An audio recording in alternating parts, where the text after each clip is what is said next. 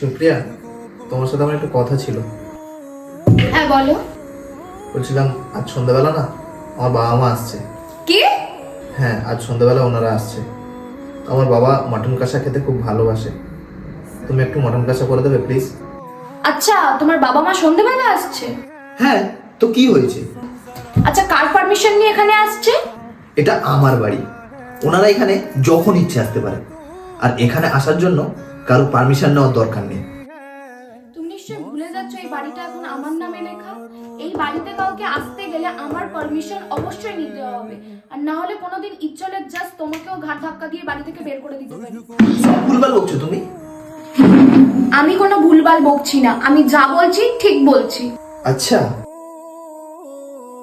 আমি এখন বুঝতে পারছি তুমি আমায় বিয়ে করে এই বাড়িতে এসেছিলে আমার এই প্রপার্টি দেখে, আমাকে ভালোবেসে না। তুমি কি ভাবলে তোমাকে আমি এমনি এমনি ভালোবেসে বিয়ে করেছি? আমি তোমাকে তোমার সম্পত্তির জন্য বিয়ে করেছি।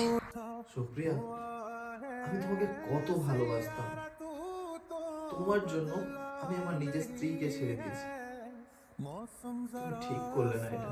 আচ্ছা, আমি ঠিক করছি না। আর তুমি যেটা তোমার বউয়ের সাথে করেছো সেটা খুব ভালো করেছো। তোমার বউ তোমার জন্য এত কিছু করার পর তুমি তোমার বউকে ছেড়ে দিয়েছো। আর তুমি কি করে ভাবছো তুমি তোমার বউকে ছাড়ার পর তুমি আমার হবে এটা আমি বিশ্বাস করব? তুমি যদি আমার সাথে থাকতে চাও, আমি যেভাবে বলবো আমার সাথে সেইভাবে থাকতে হবে, এটাই তোমার ভালো।